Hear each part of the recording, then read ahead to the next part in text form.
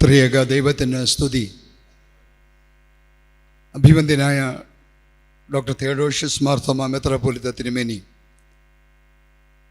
എൻ്റെ സഹപാഠിയും മാർത്തോമാ സഭയുടെ സീനിയർ വികാരി ജനറാളുമായ വന്യനായ മാത്യു ജോൺ ഉൾപ്പെടെയുള്ള വന്യ വികാരി ജനറാൾ അച്ഛന്മാരെ, എൻ്റെ സഹോദരങ്ങളായ പട്ടത്വ സമൂഹമേ,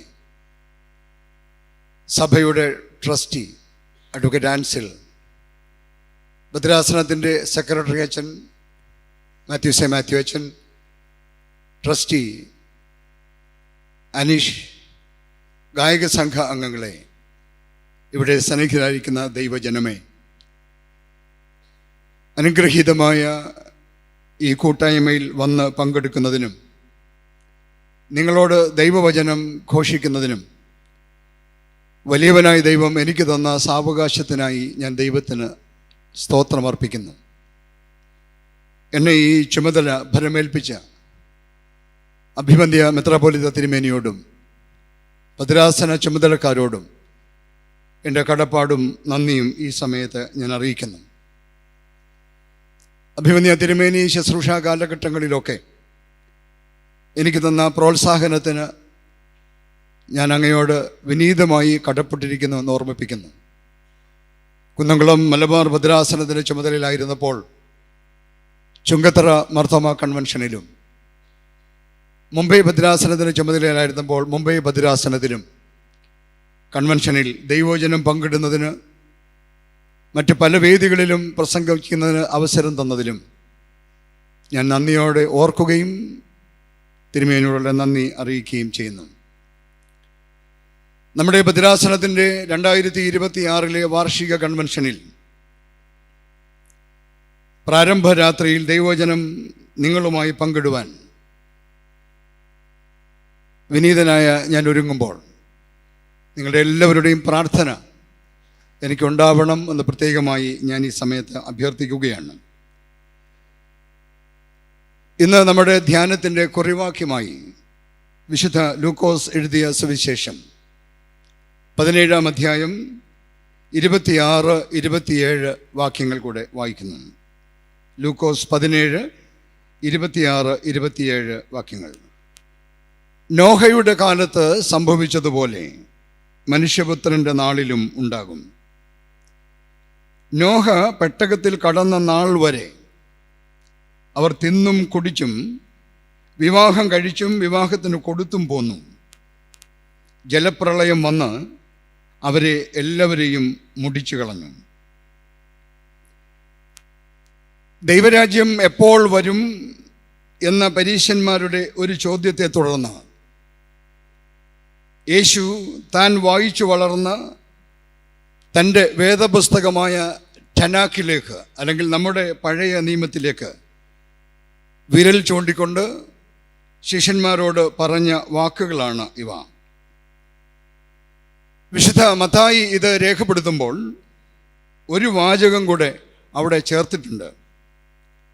ജലപ്രളയം വന്ന് എല്ലാവരെയും നീക്കിക്കളയുവോളം അവർ അറിഞ്ഞതുമില്ല. People did not realise, they were unaware. നമുക്കൊരു നിമിഷം പ്രാർത്ഥിക്കാം.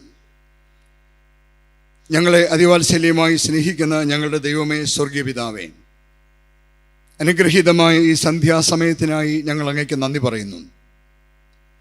നിരണം മാരാമൺ ഭദ്രാസനത്തിൻ്റെ 2026 വാർഷിക കൺവെൻഷൻ്റെ പ്രാരംഭ രാത്രിയിൽ ഞങ്ങൾക്ക് ഒരുമിച്ച് അങ്ങയുടെ സന്നിധിയിലായിരിക്കാൻ ദൈവം അനുവദിച്ചു തന്ന നല്ല സാവകാശത്തിനായിട്ട് സ്തോത്രം.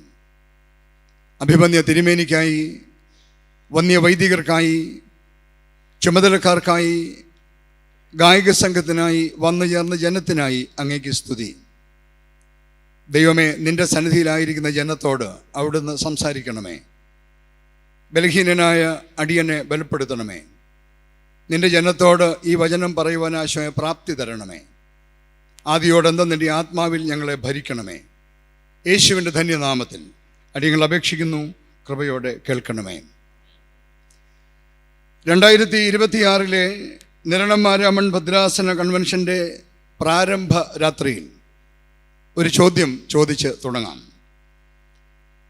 കർത്താവിൻ്റെ വീണ്ടും വരവിനെ കുറിച്ച് നാം ബോധമുള്ളവരാണോ? എങ്കിൽ അതിനെക്കുറിച്ച് നമുക്ക് എന്ത് അറിയാം? എന്തെങ്കിലും അറിയാമെങ്കിൽ നാം അതിനുവേണ്ടി എന്ത് ക്രമീകരണമാണ് നമ്മുടെ ജീവിതത്തിൽ വരുത്തുന്നത്? കർത്താവിൻ്റെ രണ്ടാം വരവിന് വേണ്ടി നാം ഒരുങ്ങിയിട്ടുണ്ടോ? നമ്മുടെ സഭയിൽ പലതരം വിശ്വാസികളുണ്ട്. കഴിഞ്ഞ 39 വർഷം ഈ സഭയിൽ വൈദികനായും എൻ്റെ പഠനകാലവും ചേർത്താൽ ഏതാണ്ട് 40-ലധികം വർഷം ഈ സഭയെ അടുത്തറിഞ്ഞ ഒരു വൈദികൻ എന്ന നിലയിൽ ഞാൻ നമ്മുടെ സഭയിൽ 3 തരം ആളുകളെ കണ്ടിട്ടുണ്ട്. ഒന്നാമത്തെ കൂട്ടരെ നമുക്ക് ആക്റ്റീവ് മെമ്പേഴ്സ് എന്ന് വിളിക്കാം.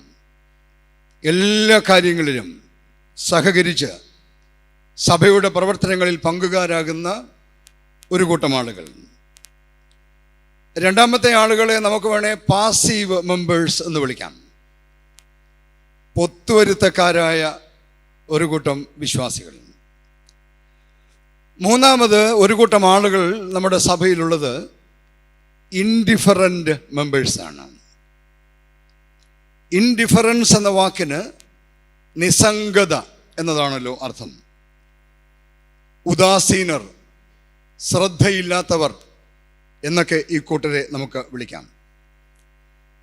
ദൈവവും ദൈവവചനവും അക്കൂട്ടർക്ക് ഒരു വിഷയമേ അല്ല. ഈ കൂട്ടരാണ് ഒന്നുമറിയാതെ അൺഅവെയറായി ജീവിക്കുന്നത്.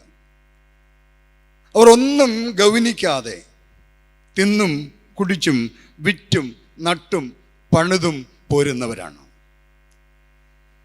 സ്റ്റീഫൻ വില്യം ഹോക്കിൻസ് 2018 തൻ്റെ 76-ാമത്തെ വയസ്സിൽ നിര്യാതനായ വിശ്വവിഖ്യാത ഭൗതിക ശാസ്ത്രജ്ഞനാണ്.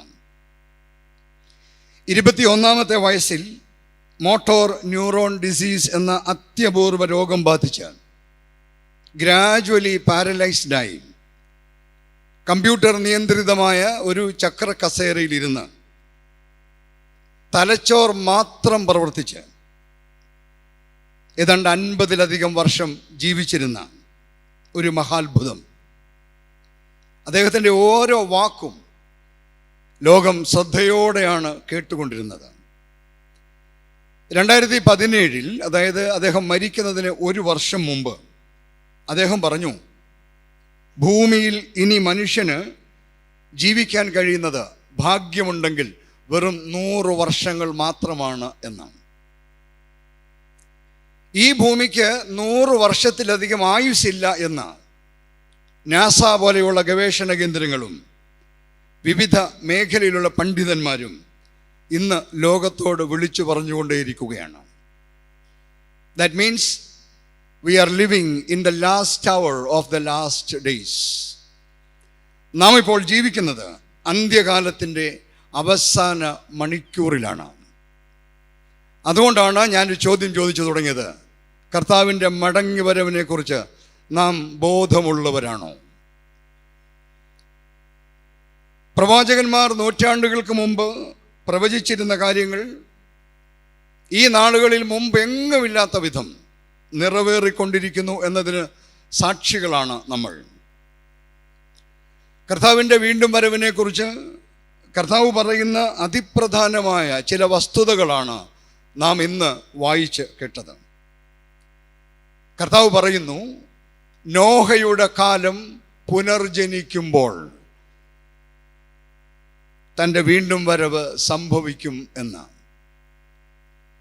ആ കാലഘട്ടത്തെക്കുറിച്ച് വേദപുസ്തകം നൽകുന്ന സൂചനകളുടെ പശ്ചാത്തലത്തിൽ ഒരു ധ്യാനത്തിന് ഒരുങ്ങുകയാണ് നാം ഈ രാത്രി.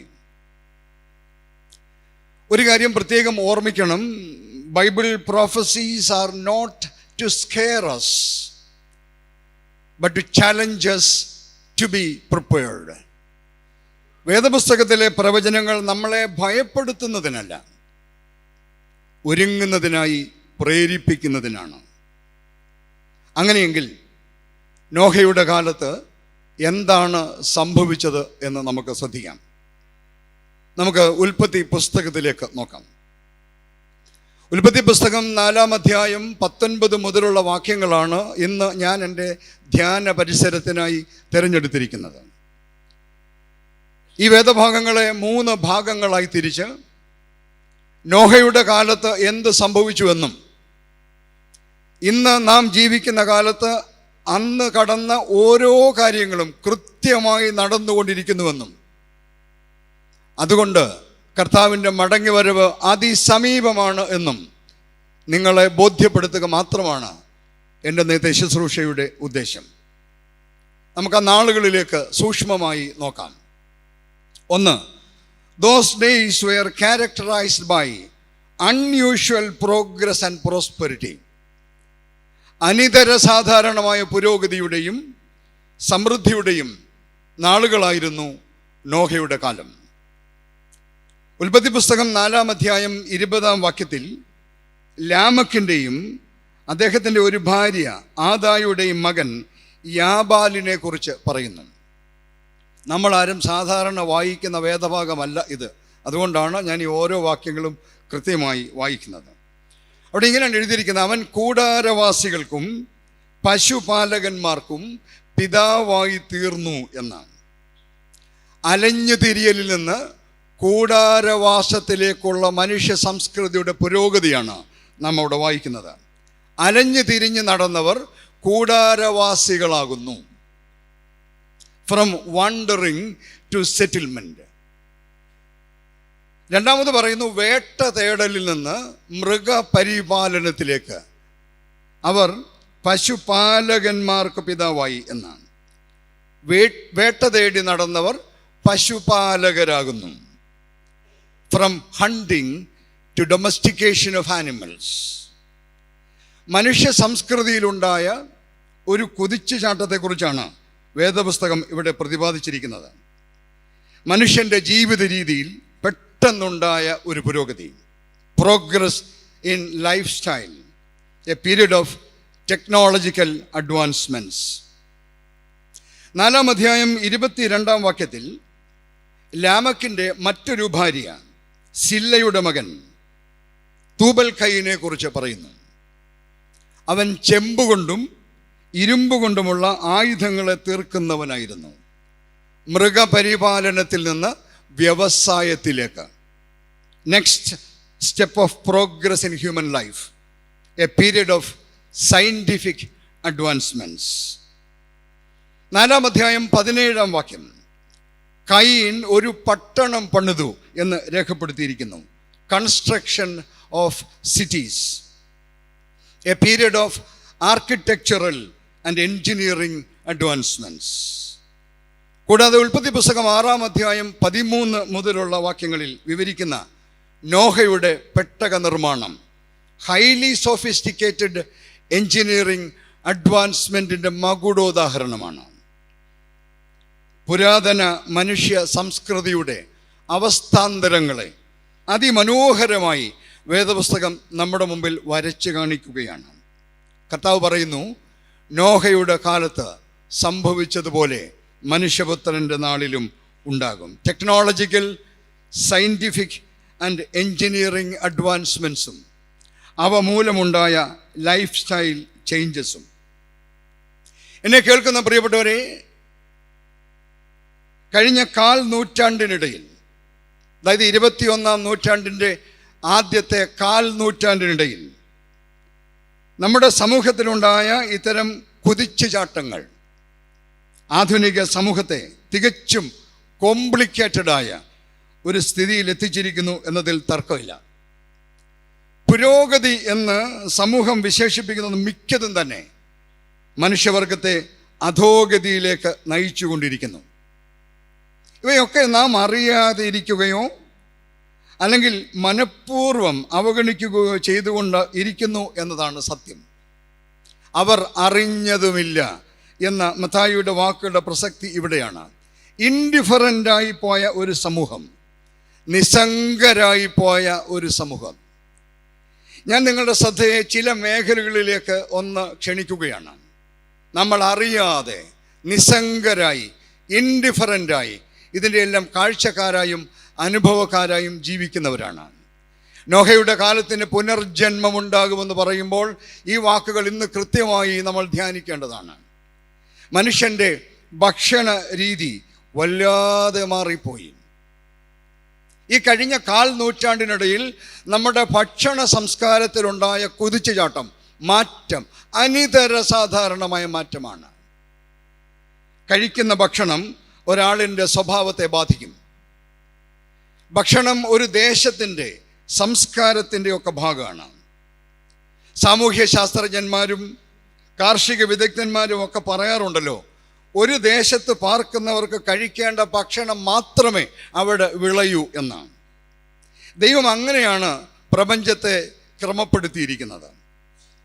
ഒരു കാലത്ത് പ്രകൃതിയോടിണങ്ങിയ ഭക്ഷണ രീതിയും ജീവിത രീതിയും ശീലിച്ച മുൻ തലമുറയേക്കാൾ കീടനാശിനികളുടെ അമിത ഉപയോഗം കാരണം വിഷലിപ്തമായവയും ജനിതക മാറ്റം വരുത്തിയ വിളകളും സാധന സാമഗ്രികളും ഉപയോഗിച്ച് രോഗാതുരമായി പോയ ഒരു സമൂഹമാണ് നമ്മുടേത്. നാം അത് അറിഞ്ഞതുമില്ല.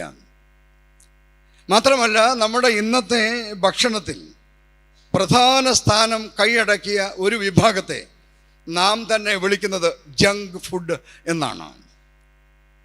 മനുഷ്യൻ്റെ ഭക്ഷണശീലങ്ങൾ ഒരുപാട് മാറിപ്പോയി.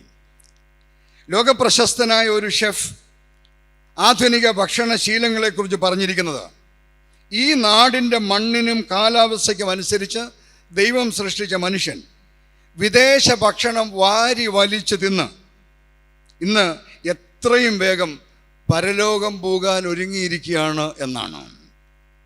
അമിതമായ ഭക്ഷണവും അരുതാത്ത ഭക്ഷണശീലങ്ങളും ഒരു ജനതയെ മുഴുവൻ രോഗാതുരമാക്കി കളഞ്ഞു എന്നതാണ് പരമാർത്ഥം. നമുക്ക് സംഭവിച്ചത് എന്താണ് എന്ന് എൻ്റെ ഒരു ചെറിയ അനുഭവത്തിലൂടെ ഞാൻ പറയാം. ഞാനൊരിക്കൽ ദുബായ് എയർപോർട്ടിൽ ഇരിക്കുമ്പോൾ എൻ്റെ ഫ്ലൈറ്റ് അരമണിക്കൂർ ലേറ്റാണ് എന്ന് അനൗൺസ് ചെയ്തു. അപ്പോൾ പതിവായി ഇത്തരം സമയങ്ങളിൽ നമ്മളൊക്കെ ചെയ്യുന്നത് പോലെ അവിടെ ഉണ്ടായിരുന്ന സ്റ്റാർബക്സിൻ്റെ കോഫി ഷോപ്പിലേക്ക് ഞാൻ പോയി. കാപ്പിച്ചിനോ കുടിക്കുന്നത് എനിക്ക് വലിയ ഇഷ്ടമാണ്. ഞാൻ അവിടെ ചെന്നൊരു കോഫി ഓർഡർ ചെയ്തപ്പോൾ അവിടെ നിന്ന ആ സെയിൽസ് ഗേൾ എന്നോട് പറഞ്ഞു, ഇന്നൊരു പ്രത്യേക ഓഫറുണ്ട്, ഇന്ന് സെൽഫി ചീനോ അവൈലബിൾ ആണ് എന്ന് പറഞ്ഞു. ഞാൻ ജീവിതത്തിൽ ആദ്യമായിട്ട് കേൾക്കുക അങ്ങനെ. ഞാൻ ചോദിച്ചു അതെന്താണ് എന്ന് ചോദിച്ചാൽ പറഞ്ഞു, 1 ദിർഹം അഡീഷണലായിട്ട് തരാമെങ്കിൽ നിങ്ങൾക്ക് തരുന്ന കോഫി മഗ്ഗിൻ്റെ പുറത്ത് നിങ്ങളുടെ ഫോട്ടോ പതിപ്പിച്ച് തരും എന്ന് പറഞ്ഞു. അതിനാണ് സെൽഫി ചീനോ എന്ന് പറയുന്നത്. കാപ്പിച്ചീനോയ്ക്ക് പകരം സെൽഫി ചീനോ. അത്ഭുതം തോന്നി, കൗതുകം തോന്നി. 1 ദിർഹം അഡീഷണൽ കൊടുത്താൽ കാപ്പി കിട്ടുമല്ലോ. സന്തോഷത്തോടെ ഞാൻ കോഫി ഓർഡർ ചെയ്തു. കോഫി അതിലൂടെ വരുന്നത് കണ്ട് നിന്നപ്പോൾ ആ പെൺകുട്ടി എന്നോട് പറഞ്ഞു, നിങ്ങൾ ആ കോഫി മെഷീൻ്റെ അടുത്തേക്ക് മുഖം ചേർത്ത് വെക്കാൻ പറഞ്ഞു. ഞാൻ അങ്ങോട്ട് മുഖം ചേർത്ത് വെച്ചു. ഞാൻ ഞെട്ടിപ്പോയി. എൻ്റെ കോഫി മഗ്ഗിൻ്റെ പുറത്ത് ഞാൻ തന്നെ ചിരിച്ചുകൊണ്ട് എന്നെ നോക്കിയിരിക്കുന്നു. ഇതിനേക്കാൾ അത്ഭുതകരമായി ജീവിതത്തിൽ നമ്മൾ ഭക്ഷണം കഴിച്ചിട്ടില്ല. ഞാൻ ആ കോഫി വാങ്ങിച്ചുകൊണ്ട് അടുത്ത ടേബിളിൽ പോയിരുന്നു. കുറേ നേരം ഈ കോഫി മഗ്ഗിൻ്റെ പുറത്തുള്ള എന്നെ നോക്കിക്കൊണ്ട് സന്തോഷത്തോടെ ഞാൻ അവിടെ ഇരുന്നു. 2-3 മിനിറ്റൊക്കെ എനിക്ക് കാപ്പി കുടിക്കാൻ തോന്നിയില്ല. പക്ഷേ ഒരു 2-3 മിനിറ്റ് കഴിഞ്ഞപ്പോഴത്തേക്ക് എന്നെ അത്ഭുതപ്പെടുത്തിക്കൊണ്ട് ഈ കോഫി മഗ്ഗിൻ്റെ മുഖത്തുണ്ടായിരുന്ന എൻ്റെ മുഖം പതുക്കെ വികൃതമാകാൻ തുടങ്ങി. അതിനുണ്ടായിരുന്ന പത മാറി, കുമിളകൾ പൊട്ടി, എൻ്റെ മുഖം പതുക്കെ വികൃതമാകാൻ തുടങ്ങി. അധികം വികൃതമാകുന്നതിന് മുമ്പ് കോഫി കുടിപ്പിക്കാം എന്ന് വിചാരിച്ച് ഞാൻ കോഫി എടുത്ത് കുടിച്ചു. 1 മിനിറ്റ് കഴിഞ്ഞപ്പോഴാണ് ഞാൻ എന്നെ തന്നെ വിഴുങ്ങിപ്പോയല്ലോ എന്ന് ഓർത്ത് സങ്കടപ്പെട്ടത്. പ്രിയപ്പെട്ടവരെ, ആധുനിക കാല ഭക്ഷണശീലങ്ങൾ നാം നമ്മെ തന്നെ ഇല്ലാതാക്കുന്ന അവസ്ഥയിൽ എത്തിച്ചിരിക്കുന്നു എന്ന കാര്യം മറക്കരുത്. ഇതിനെയൊക്കെ പുരോഗതി എന്ന് നാം വിളിക്കുന്നുവെങ്കിൽ ഓർക്കുക, അധോഗതിയുടെ കാലമാണ്. കർത്താവ് വരാൻ സമയമായി എന്നതിൻ്റെ പ്രഖ്യാപനങ്ങളാണ്. Are you aware of it? 2, മനുഷ്യൻ്റെ വസ്ത്രധാരണ രീതി മാറിപ്പോയി. മനുഷ്യൻ്റെ വസ്ത്രധാരണ രീതിയിലുണ്ടായ മാറ്റം എത്ര മ്ലേച്ഛമാണ് എന്ന് പറയേണ്ടതില്ലല്ലോ. നാം ഭക്ഷണം കഴിക്കുന്നത് അവനവന് വേണ്ടിയും വസ്ത്രം ധരിക്കുന്നത് മറ്റുള്ളവർക്ക് വേണ്ടിയുമാണ്. ആദി മാതാപിതാക്കൾ അരുതാത്തത് ചെയ്ത് തങ്ങൾ നഗ്നരായി എന്ന് തിരിച്ചറിഞ്ഞപ്പോൾ അത്തിയില കൂട്ടിത്തുന്നി തങ്ങൾക്ക് അരയാടയുണ്ടാക്കി എന്ന് ഉൽപ്പത്തി പുസ്തകം 3-ാം അധ്യായം 7-ാം വാക്യത്തിൽ നാം വായിക്കുന്നു. പുതുതലമുറയുടെ വസ്ത്രധാരണം, പ്രത്യേകിച്ച് സ്ത്രീകളുടേത്, കാണുന്നവരുടെ മനസ്സിൽ അയ്യേ എന്ന് തോന്നിക്കുന്ന വിധമായി പോയി എന്നത് എത്രയോ സങ്കടകരമായ കാര്യമാണ്. അഭിമാനബോധമുണ്ടായിരുന്ന കേരളത്തിലെ സ്ത്രീകൾ ആദ്യമായി സമരം ചെയ്തത് തങ്ങളുടെ മാറുമറയ്ക്കാനുള്ള അവകാശത്തിന് വേണ്ടിയായിരുന്നു എന്നത് മറക്കരുത് നമ്മൾ.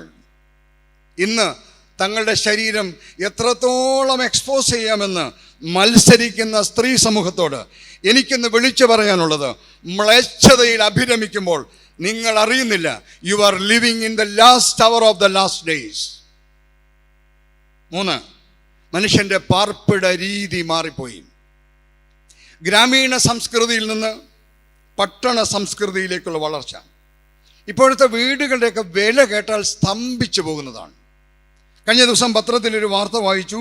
ഡൽഹിയിൽ അനുഷ്ക സിംഗ് എന്ന് പറയുന്ന ഒരു സ്ത്രീ ഒരു വീട് വാങ്ങിച്ചു 477 കോടി രൂപയ്ക്ക്. എനിക്കത് കണക്ക് കൂട്ടാൻ വയ്യാതെ വന്നപ്പോൾ, അത്ഭുതം തോന്നിയപ്പോൾ ഞാൻ പതിയെ ഒരു ഗൂഗിൾ സെർച്ച് നടത്തി നോക്കി ഇപ്പോഴത്തെ വീടിൻ്റെ വിലകളെക്കുറിച്ച്. ഞാൻ ഞെട്ടിപ്പോയി. കഴിഞ്ഞ വർഷം അവളുടെ ചിറ്റമ്മ അതേ സ്ട്രീറ്റിൽ ഒരു വീട് വാങ്ങിച്ചത് 435 കോടി രൂപയ്ക്കാണ്. പിന്നീട് ഞാൻ കുറേ കൂടെ അന്വേഷിച്ചപ്പോഴാണ് നമുക്കൊക്കെ അറിയാവുന്ന രത്തൻ ടാറ്റ കൊളാബായിൽ അദ്ദേഹത്തിൻ്റെ വീടിൻ്റെ വില 150 കോടി രൂപയാണ്. ഷാരൂഖ് ഖാൻ്റെ മുംബൈയിലെ വീടിൻ്റെ വില 250 കോടിയാണ്. മുകേഷ് അംബാനിയുടെ സൗത്ത് മുംബൈയിലെ വീട് 4 ലക്ഷം സ്ക്വയർ ഫീറ്റ് വിസ്തൃതിയുള്ളതാണ്. അനിൽ അംബാനിയാണ് ഇന്ത്യയിലെ ഏറ്റവും വലിയ വീടിൻ്റെ ഉടമസ്ഥൻ. അദ്ദേഹത്തിൻ്റെ വീടിൻ്റെ വില 5000 കോടി രൂപയാണ്. ഒരു വീടിൻ്റെ വിലയെക്കുറിച്ചാണ് ഞാൻ പറഞ്ഞത്, 5000 കോടി രൂപ. പ്രിയപ്പെട്ടവരെ, പത്തനംതിട്ട ജില്ലയിൽ മാത്രം നമ്മൾ നമ്മുടെ സ്റ്റാറ്റസ് സിംബൽസായി കെട്ടിപ്പൊക്കിയ മണിസൗധങ്ങൾ ആൾപ്പാർപ്പില്ലാത്ത പ്രേതാലയങ്ങളായി മാറിയിരിക്കുന്നു. യെശയ്യാ പ്രവാചകൻ പറഞ്ഞ ഒരു വാചകം ഞെട്ടലോടെ മാത്രമേ വായിക്കാൻ കഴിയുള്ളൂ. അവരുടെ വീടുകളിൽ മൂങ്ങ നിറയും, ഭൂതങ്ങൾ അവിടെ നൃത്തം ചെയ്യും.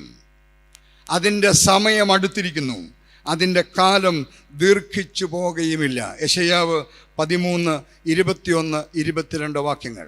മനുഷ്യന് കയറി കിടക്കാനൊരിടം എന്ന അവസ്ഥയിൽ നിന്ന് മനുഷ്യൻ്റെ സ്റ്റാറ്റസ് സിംബലായി പണിതുയർത്തിയ മണിസൗധങ്ങൾ, യെശയ്യാവിൻ്റെ ഭാഷയെ പറഞ്ഞാൽ മൂങ്ങ കയറി പ്രേതം നൃത്തമാടുന്ന പ്രേതാലയങ്ങളായി മാറിയില്ലേ?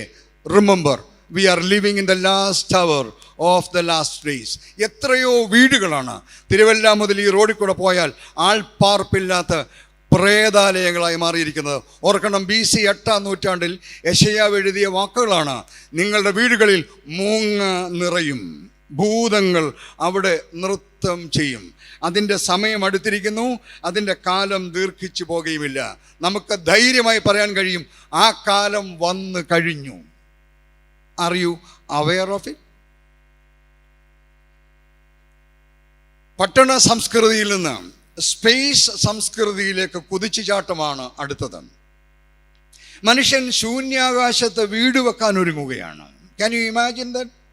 മനുഷ്യൻ ശൂന്യാകാശത്ത് വീട് വെക്കാൻ തുടങ്ങുകയാണ്. സാധ്യമാണ്, കാരണം 5000 കോടി കൊടുത്ത് മുംബൈയിലൊരു വീട് പണിയാവുന്നവന് സ്പേസിൽ വീട് പണിയാൻ ബുദ്ധിമുട്ടില്ല. ചന്ദ്രനിലേക്ക് ടൂർ പോകാൻ ചൈന പദ്ധതി തയ്യാറാക്കി കഴിഞ്ഞു.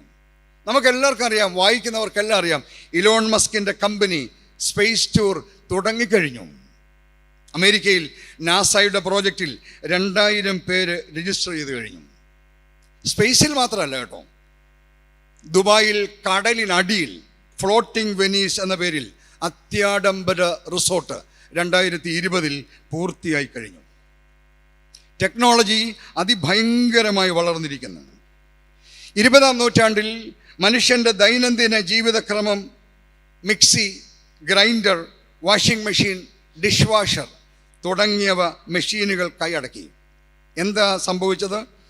അത് കഴിഞ്ഞപ്പോൾ ഒരു തലമുറയുടെ മുഴുവൻ ശാരീരിക ക്ഷമത നശിച്ചുപോയി. അതുവഴി സമൂഹത്തെ കാർന്ന് തിന്നുകൊണ്ടിരിക്കുന്ന രോഗങ്ങളെ ലൈഫ് സ്റ്റൈൽ ഡിസീസസ് എന്നാണ് മെഡിക്കൽ രംഗം പേരിട്ട് വിളിക്കുന്നത്. എനിക്കിത് നേരിട്ട് കണ്ടറിയാൻ കഴിഞ്ഞ ഒരു വ്യക്തിയാണ്. കാരണം 40 വർഷമായല്ലോ ഈ സഭയിൽ. ഞാൻ അച്ഛനായ കാലത്ത് സേവികാ സംഘത്തിൻ്റെ ഏറ്റവും പ്രധാനപ്പെട്ട പരിപാടിയായിരുന്നു കസേര കളി എന്ന് പറയുന്ന പരിപാടി. സ്ത്രീകൾ അതിന് മിടുക്കരുമാണ്. നമ്മൾ 11 പേര് മത്സരത്തിൽ പങ്കെടുത്താൽ 10 കസേരയിട്ട് വട്ടത്തിൽ ഓടിക്ക് സമർത്ഥരായ ആളുകൾ കസേര കൈയെടുക്കുമ്പോൾ അതിനകത്തുനിന്ന് തോറ്റുപോകുന്ന ആളുകളുടെ മുഖം നമ്മൾ കണ്ടിട്ടുണ്ടല്ലോ.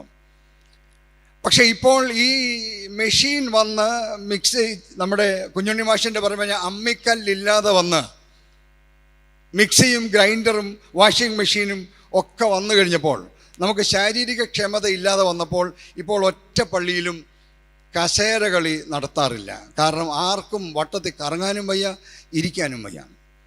അതിന് എന്നെപ്പോലെയുള്ള ആളുകൾ കണ്ടുപിടിച്ച ഒരു പുതിയ മാർഗം, കസേര കളിക്ക് പകരം ഞാൻ ചേരുന്ന സ്ത്രീകളെ എല്ലാവരും കൂടെ മുറ്റത്ത് നിർത്തും. എന്തിനാ, ഞാൻ വിസിലടിക്കും.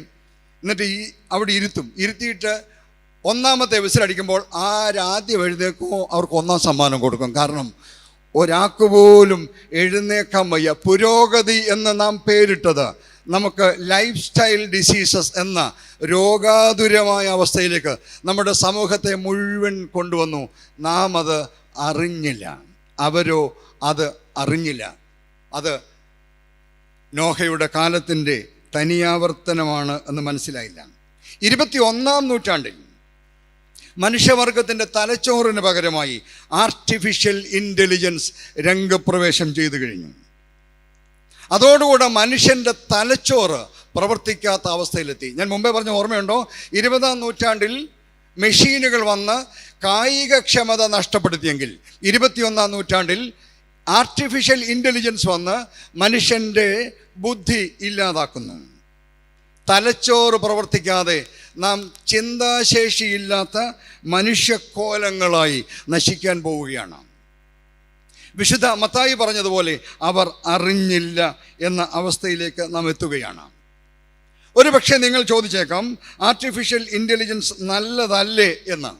ആ ചോദ്യത്തിന് എനിക്കൊരു ഉത്തരം മലയാള മനോരമ പത്രത്തിൽ നിന്ന് കിട്ടി. മഹാത്മാഗാന്ധി യൂണിവേഴ്സിറ്റിയുടെ അമേരിക്കൻ വിജയജാലകം എന്ന പ്രോഗ്രാമിൽ അമേരിക്കയിലെ സെൻട്രൽ ഫ്ലോറിഡ യൂണിവേഴ്സിറ്റിയിലെ പ്രൊഫസർ ഡോക്ടർ ജയൻ തോമസ് നടത്തിയ ഒരു സെമിനാറിൻ്റെ ചിത്രമാണ് എൻ്റെ കയ്യിലുള്ളത്. നിങ്ങൾ ചിലരെങ്കിലും ഇത് കണ്ടു കാണും എന്ന് വിചാരിക്കുന്നു. ഡോക്ടർ ജയൻ തോമസ് പറഞ്ഞ വാക്ക് ഇവിടെ അതിൻ്റെ ഹെഡിങ് ആയിട്ട് കൊടുത്തിട്ടുണ്ട്. AI അപേക്ഷയിൽ ആത്മാവുണ്ടാകില്ല.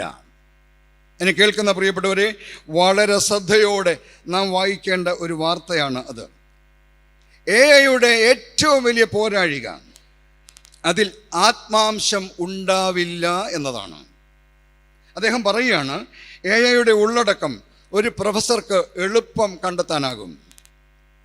മാനുഷിക സ്പർശം, അതായത് നമ്മുടേതായ ആത്മാംശം അതിൽ ഇല്ലാത്തതാണ് കാരണം. ഈ വാർത്ത വായിച്ചപ്പോൾ എനിക്ക് വല്ലാത്ത സങ്കടം തോന്നി. കാരണം ഇന്നത്തെ തലമുറ മുഴുവൻ ആർട്ടിഫിഷ്യൽ ഇൻ്റലിജൻസിൻ്റെ പിന്നാലെയാണ്. അതിലൂടെ ലഭിക്കുന്ന വിവരവും വിവര സാങ്കേതികതയും കൊണ്ട് ജീവിതത്തെ മുന്നോട്ട് നയിക്കാൻ ആഗ്രഹിക്കുന്ന ഒരു തലമുറയിലാണ് ഞാനും വൈദികനായിരിക്കുന്നത്. ഇത് വായിച്ചപ്പോൾ എനിക്ക് വല്ലാത്ത സങ്കടം തോന്നി. കാരണം ആത്മാവില്ലാത്ത ഒരു തലമുറ ഉണ്ടാകാൻ പോവുകയാണ്. എന്നാൽ ആ പത്രത്തിൻ്റെ അടുത്ത വാചകം, തൊട്ടടുത്ത് കൊടുത്തിരിക്കുന്ന വാർത്ത വായിച്ചപ്പോൾ എനിക്കൊരല്പം ആശ്വാസം തോന്നി. അത് പുത്തൻകുരിശ് യാക്കോബായ കൺവെൻഷനിൽ മാത്യൂസ് മാർ തിമോത്തിയോസ് തിരുമേനി പറഞ്ഞ ആമുഖ പ്രസംഗമാണ്. അദ്ദേഹത്തിൻ്റെ ആമുഖ പ്രസംഗത്തിൻ്റെ ടൈറ്റിലും ഈ പത്രത്തിൽ കൊടുത്തിട്ടുണ്ട്. അവിടെ അദ്ദേഹം പറഞ്ഞത് നമ്മിൽ വസിക്കേണ്ടത് ദൈവത്തിൻ്റെ ആത്മാവാണ് എന്നതാണ്. പ്രിയപ്പെട്ടവരെ, 21ാം നൂറ്റാണ്ടിൽ നമ്മുടെ ഭൂമിയെയും നമ്മുടെ പ്രദേശങ്ങളെയും നമ്മുടെ സമൂഹത്തെയും കൈയടക്കുന്ന ആർട്ടിഫിഷ്യൽ ഇൻ്റലിജൻസ് കൊണ്ട് ആത്മാവില്ലാത്ത മനുഷ്യക്കോലങ്ങളുടെ ഒരു സമൂഹമായി നമ്മുടെ സമൂഹം അധപ്പതിക്കാൻ ഒരുങ്ങുകയാണ്. R you aware of it? ഇത് നമ്മോട് പറയുന്നു, നോഹയുടെ കാലം വീണ്ടും പുനർജനിക്കാൻ പോവുകയാണ്. നമ്മളൊക്കെ ഞെട്ടലോടെ വായിച്ചൊരു വാർത്തയുണ്ട്. സൗദി അറേബ്യയിൽ റോബോട്ടിന് സിറ്റിസൺഷിപ്പ് നൽകിയ വാർത്ത നമ്മളെല്ലാവരും ഞെട്ടലോടെയാണ് വായിച്ചത്. അതിൻ്റെ പേര് റോബർട്ട് സോഫിയ എന്നാണ്. ആർട്ടിഫിഷ്യൽ ഇൻ്റലിജൻസ് ഉപയോഗിച്ച് ഹാൻസൺ റോബോട്ടിക്സ് ഉണ്ടാക്കിയതാണ് റോബോട്ട് സോഫിയയെ. ആ സോഫിയയെ പൊതുസമൂഹത്തിൽ അവതരിപ്പിച്ച് ഒരു ഇൻ്റർനാഷണൽ ഡിസ്പ്ലേ നടത്തിയത് കാണാൻ എനിക്കിടയായി. അതിൽ ഈ റോബോട്ടിനെ ഇൻ്റർവ്യൂ ചെയ്യാൻ അതിപ്രഗത്ഭനായ ഒരു സയൻറ്റിസ്റ്റിനെയാണ് സൗദി ഭരണകൂടം ചുമതലപ്പെടുത്തിയത്. ഈ റോബോട്ടിനെ ഒന്ന് പരീക്ഷിക്കാനായി അതീവ ബുദ്ധിമാനായ ആ മനുഷ്യനോട് ഈ റോബോട്ടിനെ ഇൻ്റർവ്യൂ ചെയ്യാൻ പറയുന്നു. ആ ഇൻ്റർവ്യൂ ലൈവായി ഞാൻ കണ്ടതാണ്. അതിനകത്ത് ആ മനുഷ്യൻ റോബോട്ടിനോട് ഒരുപാട് ചോദ്യങ്ങൾ ചോദിക്കുന്നുണ്ട്. നിനക്ക് സൗദി അറേബ്യയിൽ സിറ്റിസൺഷിപ്പ് തന്നല്ലോ, എന്താണ് അതിൻ്റെ പ്രത്യേകത? എല്ലാം നമ്മുടെ നാടൻ ഭാഷയിൽ പറഞ്ഞാൽ മണിമണി പോലെ ഉത്തരം പറയുകയാണ്. അവസാനം ആ മനുഷ്യൻ ചോദിച്ചു, നിനക്ക് മനുഷ്യനെ പോലെ ചിന്തിക്കാനുള്ള കഴിവുണ്ടോ എന്ന് ചോദിച്ചു. ഉടനെ റോബോട്ട് ഇൻ്റർവ്യൂ ചെയ്ത ആളിനോട് ചോദിക്കുകയാണ്, how do you know that you are a human being? ചോദ്യകർത്താവ് ഞെട്ടിപ്പോയി. റോബോട്ടിനോട് ഒരു മനുഷ്യൻ ചോദിച്ചു, നിനക്ക് മനുഷ്യൻ ചിന്തിക്കുന്ന പോലെ ചിന്തിക്കാൻ കഴിയുമോ? റോബോട്ട് തിരിച്ചു ചോദിച്ചു, how do you know that you are a human being?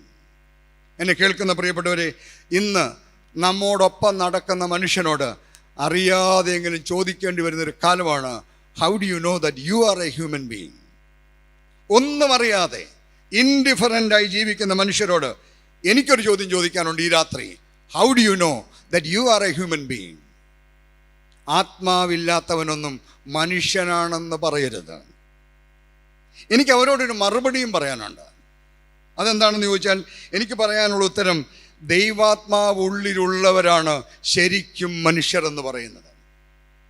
അല്ലാത്തവരൊക്കെ വെറും മനുഷ്യക്കോലങ്ങളാണ്, റോബോട്ടുകളാണ്. കോടിക്കണക്കിന് ദരിദ്ര ജനങ്ങളുള്ള ഭാരതം പോലും ക്യാഷ്ലെസ് ഇക്കോണമിയിലേക്ക് വളർന്നിരിക്കുന്നു. എന്തൊരു വാക്കുകളാണ്, എന്തൊരു അഭിമാനമാണ് നമുക്കൊക്കെ. ഭാവിയിൽ മനുഷ്യർക്കെല്ലാം പേരിന് പകരം ഒരു കാർഡും ഒരു നമ്പറും ലഭിക്കാൻ പോവുകയാണ്. ഓൾറെഡി നമുക്കെല്ലാം കിട്ടിക്കഴിഞ്ഞു. ആധാർ എന്ന് പറയുന്ന കാർഡ് വാങ്ങിച്ച് നമ്മളെല്ലാം വഴിയാധാരമായി പോയ മനുഷ്യരാണ്. കാരണം അതേ നോക്കിയാൽ പോലും ആരാന്ന് തിരിച്ചറിയാൻ വയ്യാത്ത കാർഡും കൊണ്ടാണ് നമ്മളെല്ലാം നടക്കുന്നത്. അത് കഴിഞ്ഞപ്പോഴാണ് പറഞ്ഞത്, നമുക്ക് 10 രൂപ കിട്ടിയാലും സർക്കാരിന് അറിയണം എന്നും പറഞ്ഞ് പാൻ കാർഡ് തന്നു. പാൻ കാർഡ് തന്നേച്ച് നമ്മളോട് പറഞ്ഞു, ഇത് രണ്ടും കൂടെ ലിങ്ക് ചെയ്യണം എന്ന് പറഞ്ഞു. നമ്മുടെ ഒരുപാട് പേര് ഇത് രണ്ടും കൂടെ ലിങ്ക് ചെയ്യണമെന്ന് കേട്ടപ്പോൾ അത് രണ്ടും കൂടെ റബ്ബർ ബാൻഡ് ഇട്ട് പോക്കറ്റ് ഇട്ടുകൊണ്ട് നടന്നു, ലിങ്ക് ചെയ്തു എന്ന് വിചാരിച്ചു. പക്ഷെ നമ്മൾ എത്തിപ്പറ്റിയിരിക്കുന്ന സമൂഹത്തെക്കുറിച്ച് വളരെ കാര്യമായി നമ്മൾ അറിഞ്ഞിരിക്കണം. ദരിദ്രനാരായണന്മാർ കോടിക്കണക്കിനുള്ള ഈ രാജ്യത്ത് എന്താണ് ക്യാഷ്ലെസ് ഇക്കോണമി എന്ന് ആർക്കറിയാം? ഞാൻ കഴിഞ്ഞ ദിവസം കോഴഞ്ചേരിയിൽ ഒരു ATM മെഷീൻ്റെ മുമ്പിൽ നിൽക്കുമ്പോൾ ഒരു സ്ത്രീ അവിടെ വന്നു. എന്നോട് പറയുകയാണ്, ഒരു കാർഡ് എടുത്തിട്ട് എൻ്റെ കൈ തന്നിട്ട് പറയുകയാണ്, അച്ഛാ എനിക്കിതൊന്ന് കുത്തി പൈസ എടുത്തു തരാമോ? ഞാൻ പറഞ്ഞു, അമ്മാമ്മ എന്തോ ചോദ്യം ചോദിക്കും, അമ്മാമ്മയ്ക്ക് എന്നെ എന്തോ അറിയാം, എന്തിനാ ഈ കാർഡ് എൻ്റെ തന്നെ? ആ പാവ സ്ത്രീ പറയാണ്, ഇതെന്താണെന്നോ ഇതെന്തിനാണെന്നോ എനിക്കറിയത്തില്ല അച്ഛാ, എന്നെ ഒന്ന് സഹായിക്കാമോ? ഞാൻ ചോദിച്ചു, അമ്മാമ്മയ്ക്ക് ഇതിൻ്റെ പിൻകോഡ് അറിയാമോ, നമ്പർ അറിയാവോ? ഉടനെ കയ്യിൽ നിന്നൊരു പേപ്പർ എടുത്ത് എൻ്റെ തന്നു. ഞാൻ പറഞ്ഞു, അമ്മാമ്മയെ ദയവ് ചെയ്ത് ഇനി മേലിൽ ഒരു മനുഷ്യൻ്റെ അടുത്തും ഈ കാർഡും നമ്പറും കൂടെ കൊടുക്കരുത്. കാരണം അമ്മാമ്മയുടെ ജീവിതം അതോടെ അവസാനിക്കും. നമ്മുടെ രാജ്യത്ത് നാം എത്തിപ്പറ്റിയിരിക്കുന്ന അവസ്ഥയെക്കുറിച്ചാണ് പറയുന്നത്. പ്രിയപ്പെട്ടവരെ, ഞാനത് പറയുമ്പോൾ എൻ്റെ പ്രസംഗവാക്യത്തിലേക്ക് ഞാൻ മടങ്ങി വരികയാണ്. നമ്മളിത് പുരോഗതി എന്ന് വിളിക്കുന്നുണ്ടെങ്കിൽ വേദപുസ്തകം ശരിക്കൊന്ന് വായിച്ചാൽ മതി. വെളിപ്പാട് പുസ്തകം 13-ാം അധ്യായം 16-17 വാക്യങ്ങൾ വായിച്ചാൽ അതിങ്ങനെയാണ് എഴുതിയിരിക്കുന്നത്. അത് വലിയവരും ചെറിയവരും, സമ്പന്നന്മാരും ദരിദ്രന്മാരും, സ്വതന്ത്രന്മാരും ദാസന്മാരുമായ എല്ലാവർക്കും, ശ്രദ്ധിച്ച് കേൾക്കണം ബാക്കി, വലങ്കൈമേലോ നെറ്റിയേലോ മുദ്ര കിട്ടുമാറും മൃഗത്തിൻ്റെ പേരോ പേരിൻ്റെ സംഖ്യയോ ആയ മുദ്രയുള്ളവനല്ലാതെ വാങ്ങുകയോ വിൽക്കുകയോ ചെയ്യുവാൻ വഹിയാതെയുമാകുന്നു.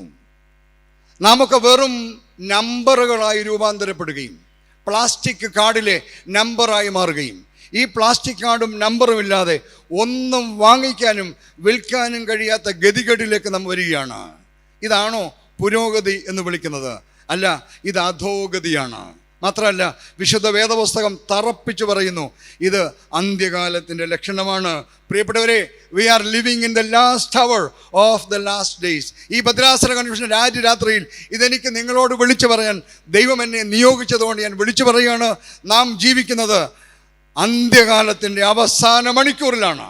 R you aware of it? Mathai പറയുന്നു, അവരോ അറിഞ്ഞില്ല. അവർ തിന്നും കുടിച്ചും കല്യാണത്തിന് കൊടുത്തും കല്യാണം കഴിച്ചും നട്ടും പണിതും ജീവിച്ചുകൊണ്ടേയിരുന്നു, ഒന്നും അറിയാതെ. ഇനിയും നമ്മൾ വളരാൻ പോവുകയാണത്തെ. നമ്മുടെ ശരീരത്തിൽ ഒരു ഐഡൻറ്റിഫിക്കേഷൻ ഡിവൈസ് ഫിക്സ് ചെയ്യാൻ പോവുകയാണ്. ഒരു ന്യൂ റഡാർ ഉപയോഗിച്ച്, അതൊരു പക്ഷേ വെളിപ്പാട് പുസ്തകം പറയുന്നത് പോലെ ഒരു പക്ഷേ നമ്മുടെ വലം കൈമേലോ നെറ്റിമേലോ എന്തോ ഒരു ഡിവൈസ് ഫിറ്റ് ചെയ്യാൻ പോവുകയാണ്. അത് ഫിറ്റ് ചെയ്ത് കഴിഞ്ഞാൽ ഒരു ന്യൂ റഡാർ ഉപയോഗിച്ച് നമ്മൾ എവിടെ പോകുന്നു, എന്ത് ചെയ്യുന്നു എന്നെല്ലാവർക്കും കണ്ടുപിടിക്കാൻ കഴിയും. സങ്കടത്തോടെ പറയട്ടെ, നമ്മളിൽ പലരും ഒന്നും അറിയുന്നില്ല, അല്ലെങ്കിൽ ഗൗനിക്കുന്നില്ല. നോഹയുടെ കാലത്തിൻ്റെ രണ്ടാമത്തെ പ്രത്യേകത, those days were characterised by pleasure. ഉല്ലാസത്തിൻ്റെ കാലം. ഉൽപ്പത്തി പുസ്തകം 4-ാം അധ്യായം 21 യാബാലിൻ്റെ സഹോദരൻ യൂബാലിനെ പരിചയപ്പെടുത്തുന്നു. അവിടെ എഴുതിയിരിക്കുന്നത് എങ്ങനെയാണ്? യൂബാൽ കിന്നരവും വേണുവും പ്രയോഗിക്കുന്ന എല്ലാവർക്കും പിതാവായി. ഉല്ലാസത്തിൻ്റെ പിതാവ്, ഫാദർ ഓഫ് എൻ്റർടൈൻമെൻറ്റ്. ദൈവത്തിൻ്റെ തോളിൽ കൈയിട്ടുകൊണ്ട് നടന്ന ആദ്യ മാതാപിതാക്കൾ ആദമും ഹവ്വയും, അവരുടെ അനന്തര തലമുറയെ പറ്റിയാണ് നാം ഇപ്പോൾ വായിച്ചത്. എന്തിന് മക്കളെ പറയണം? ആദ്യ മാതാപിതാക്കൾ തന്നെ അവരോടൊപ്പം എന്നും തോട്ടത്തിൽ സവാരി ചെയ്യുന്ന ദൈവത്തെ ഒളിച്ച്, ഉൽപ്പത്തി പുസ്തകം 3-ാം അധ്യായം 6-ാം വാക്യത്തിൽ പറയുന്നത് പോലെ, നല്ലതും ഭംഗിയുള്ളതും കാമ്യവുമായതിൻ്റെ പിന്നാലെ പോയി. അവരുടെ കൊച്ചുമകൻ ഉല്ലാസത്തിൻ്റെ പിതാവായി മാറിയിരിക്കുന്നു. ഇന്നത്തെ അവസ്ഥ എന്താണ്? ഇന്നത്തെ തലമുറയും നല്ലതും ഭംഗിയുള്ളതും കാമ്യവുമായതിൻ്റെ പിന്നാലെ പായുകയാണ്. എന്നെ കേൾക്കുന്ന പ്രിയപ്പെട്ടവരെ, സങ്കടത്തോടെ, ഈ ജനതയെ ഓർത്തുള്ള ദുഃഖഭാരത്തോടെ ഞാൻ ഒരു വാചകം പറയട്ടെ. ആത്മാവിന് കുളിർമയേകുന്ന സാധു കൊച്ചുകുഞ്ഞിൻ്റെ പാട്ട് കേൾക്കാൻ ആളില്ല. പകരം തലച്ചോറിനെ ഭ്രാന്ത് പിടിപ്പിക്കുന്ന വേടന്മാരുടെയും വേതാളങ്ങളുടെയും പുറകെ തടിച്ചുകൂടുന്ന ആധുനിക ലോകത്തോട് എനിക്ക് വിളിച്ചു പറയാനുണ്ട്, you are living in the last hour of the last days. ആർക്കാണ് ആത്മാവിന് കുളിരേകുന്ന പാട്ടുകൾ കേൾക്കാൻ താല്പര്യം? പകരം വേടന്മാരുടെയും വേതാളങ്ങളുടെയും പുറകെ തകർത്താടുന്ന ഉല്ലസിക്കുന്ന ഒരു യുവജനതയുടെ മുമ്പിലാണ് നാം നിൽക്കുന്നത്. ഞാനതുകൊണ്ട് എപ്പോഴും യുവജനങ്ങളെ കാണുമ്പോൾ ഞാൻ അവരോട് പറയുന്നൊരു വാക്കുണ്ട്, our world is a pleasure mad world. Our world is a pleasure mad world. ഉല്ലാസഭ്രാന്ത് ബാധിച്ച സമൂഹമാണ് നമ്മുടേത്. പ്രിയപ്പെട്ടവരെ, ഈ ഉല്ലാസഭ്രാന്ത് വേതാളങ്ങൾക്കും വേടന്മാർക്കും മാത്രമല്ല ഉണ്ടായത് കേട്ടോ. ഈ ഭക്തന്മാരെന്ന് പറയുന്നത് നമുക്കും ഉണ്ടായി. ദൈവിക ഭക്തിയേക്കാൾ ഉല്ലാസങ്ങൾക്ക് പ്രാധാന്യം നൽകുന്ന വിശ്വാസ സമൂഹത്തിലാണ് ഞാനും നിങ്ങളും ജീവിക്കുന്നത്. ദൈവിക ബോധവും ദൈവഭക്തിയും പടിയിറങ്ങിപ്പോയി എന്നത് അർത്ഥശങ്കയ്ക്കിടയില്ലാതെ പറയാൻ കഴിയും. നമുക്കൊക്കെ മുമ്പേ ഇവ പരീക്ഷിച്ച് തകർന്നു പോയ ജനതകൾ ഈ ഭൂമിയിലുണ്ട് കേട്ടോ. അതൊന്ന് അറിയുന്നത് നല്ലതാണ്. ഭാരതത്തിലേക്ക് സുവിശേഷവുമായി മിഷണറിമാരെ അയച്ച ഇംഗ്ലണ്ടിൽ ഇന്ന് ചെന്നാൽ കൂറ്റൻ പള്ളികൾ വാങ്ങി പബ്ബുകൾ ഉണ്ടാക്കിയിരിക്കുന്നത് കാണാം. അവിടെ കുടിച്ചു കൂത്താടുന്ന പുതിയ തലമുറയും നമുക്ക് കാണാം. അവിടുത്തെ പള്ളികളിലൊന്നും ആരാധകരെ കിട്ടാനില്ല, കണ്ടാൽ തന്നെ വൃദ്ധരെ മാത്രമാണ്. ചില വർഷങ്ങൾക്ക് മുമ്പ് ഇംഗ്ലണ്ടിൽ പോയപ്പോൾ ഷേക്സ്പിയറിൻ്റെ വീട് സന്ദർശിക്കാനുള്ള ഭാഗ്യം കിട്ടി. ഷേക്സ്പിയറിൻ്റെ വീട് സന്ദർശിച്ചു കഴിഞ്ഞ് അടുത്ത് തന്നെ അദ്ദേഹത്തെ മാമോദീസ മുക്കിയ പള്ളിയുണ്ട് എന്നറിഞ്ഞ് അവിടേക്ക് പോയി. ഷേക്സ്പിയറിനെ മാമോദീസ തൊട്ടിയുടെ അടുത്ത് നിന്ന് ഞാനും ഫോട്ടോ ഒക്കെ എടുത്തു. അവിടെ നിന്ന് കെയർ ടേക്കറോട് ഞാൻ ചോദിച്ചു, പടുകൂറ്റൻ ദേവാലയമാണ്, ഇപ്പോൾ ഇവിടെ എത്ര മെമ്പേഴ്സ് ഉണ്ട്? അദ്ദേഹം അവിടുത്തെ പാരിഷ് രജിസ്റ്റർ എന്നെ എടുത്തുകൊണ്ട് കാണിച്ചു. 8 പേരാണ് ആ ഇടവകയിൽ ഇപ്പോൾ മെമ്പേഴ്സായിട്ടുള്ളത്. എന്നിട്ട് ആ മനുഷ്യൻ എന്നോട് പറയാണ്, മിക്കവരും പ്രായം ചെന്നവരാണ്. ഞാൻ ആരാധനയ്ക്ക് ഇവരൊക്കെ വരാറുണ്ടോ? അയാൾ പറഞ്ഞു, വല്ലപ്പോഴും വല്ലവരും വന്നാലായി. ഭാരതത്തിലേക്ക് വരെ മിഷണറിമാരെ അയച്ച ഇംഗ്ലണ്ടിൻ്റെ അവസ്ഥ ഇതാണ്. അമേരിക്കയിൽ ധാരാളം പള്ളികൾ വിൽപ്പനയ്ക്കിട്ടിരിക്കുകയാണ്. അമേരിക്കക്കാരുടെ കയ്യിൽ നിന്ന് വില കൊടുത്ത് വാങ്ങിയ പള്ളികളിലാണ് നമ്മുടെ മിക്ക ആരാധനകളും നടക്കുന്നത്. മറക്കരുതാണ്. ക്രിസ്തീയ വിശ്വാസത്തിൻ്റെ ഈറ്റില്ലവും വിശുദ്ധന്മാർ തഴച്ചു വളർന്നുമായ ഫ്രാൻസിൻ്റെ ഇന്നത്തെ അവസ്ഥ അടുത്ത കാലത്ത് അവിടെ പുറത്തിറങ്ങിയ ഒരു പുസ്തകത്തിൻ്റെ തലക്കെട്ട് തന്നെ വ്യക്തമാക്കുന്നു. ആ പുസ്തകത്തിൻ്റെ തലക്കെട്ട് ഇങ്ങനെയാണ്: will the church bells ring tomorrow? നാളെ പള്ളിമണികൾ ശബ്ദിക്കുമോ? എന്നെ കേൾക്കുന്ന പ്രിയപ്പെട്ടവരെ, മധ്യ തിരുവിതാംകൂറിലെ അനുഗ്രഹിക്കപ്പെട്ട മാർത്തോമാ സഭയുടെ ഹെഡ് ക്വാർട്ടേഴ്സായ നിരണം മാരാമൺ ഭദ്രാസനത്തിലെ ഒരു വൈദികൻ എന്ന നിലയിൽ ഇന്ന് സങ്കടത്തോടെ, ആത്മഭാരത്തോടെ ഈ ചോദ്യം ഞാൻ ചോദിക്കട്ടെ: നാളെ മണികൾ മുഴങ്ങാൻ നമുക്ക് പള്ളികൾ ഉണ്ടാകുമോ? കാരണം ആരാധനകളെല്ലാം ഉല്ലാസങ്ങളായി മാറിയതുകൊണ്ട് ആരാധകരെ കിട്ടാത്ത അവസ്ഥയാണ്. നമ്മുടെ കൺവെൻഷൻ, ഇടവക ദിനം, കുടുംബദിനം തുടങ്ങിയ വിശേഷ ആരാധനകളെല്ലാം ഉല്ലാസങ്ങളായി മാറിപ്പോയി എന്നതിൽ സങ്കടമുള്ള ഒരു വൈദികനാണ് നിങ്ങളോട് സംസാരിക്കുന്നത്. പ്രിയപ്പെട്ടവരെ, ഞാൻ ജനങ്ങളെ പഴിചാരി രക്ഷപ്പെടാൻ ആഗ്രഹിച്ച് പറയുന്നതല്ല. ചില ഇടവകകളിൽ വിശുദ്ധ മദ്ബഹായുടെ മുൻപിൽ തിരുവാതിരയും മാർഗംകളിയും നടത്തുന്ന സ്ത്രീകളെ കണ്ട് ഹൃദയം തകർന്ന വൈദികനാണ് പറയുന്നത്: പരിശുദ്ധ മദ്ബഹായുടെ മുൻപിൽ തിരുവാതിര കളിക്കാനും മാർഗം കളിക്കാനും മടിയില്ലാത്ത ഈ വിശ്വാസ സമൂഹത്തോട് പറയാണ്, നീ ജീവിക്കുന്നത് അന്ത്യകാലത്തിൻ്റെ അവസാന മണിക്കൂറിലാണ്. കൺവെൻഷൻ വേദിയിൽ കൂട്ടനൃത്തം നടത്തുന്ന എൻ്റെ വൈദിക സഹോദരങ്ങളെ കണ്ട് മനസ്സ് നൊന്ത മനുഷ്യനാണ് ഇന്ന് ഈ പറയുന്നത്.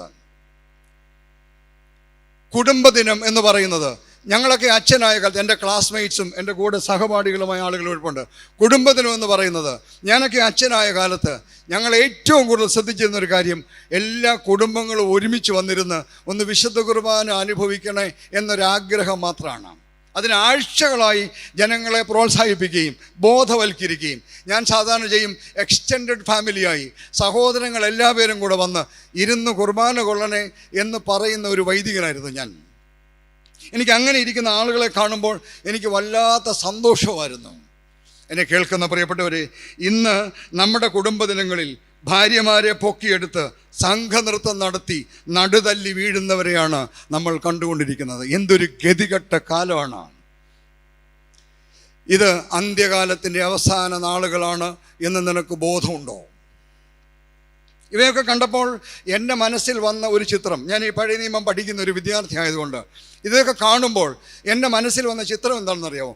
40 ദിനരാത്രങ്ങൾ യഹോവയുടെ സാന്നിധ്യത്തിലിരുന്ന് ദൈവം തമ്പുരാൻ എഴുതി കൊടുത്ത 10 കൽപ്പനകളുമായി മലയിറങ്ങി വന്ന മോശ കണ്ടത് തൻ്റെ സഹോദരനായ പുരോഹിതനും അവൻ്റെ കൂട്ടാളികളും ചേർന്ന് കാളക്കുട്ടിയുടെ മുമ്പിൽ നൃത്തമാടുന്നതാണ്.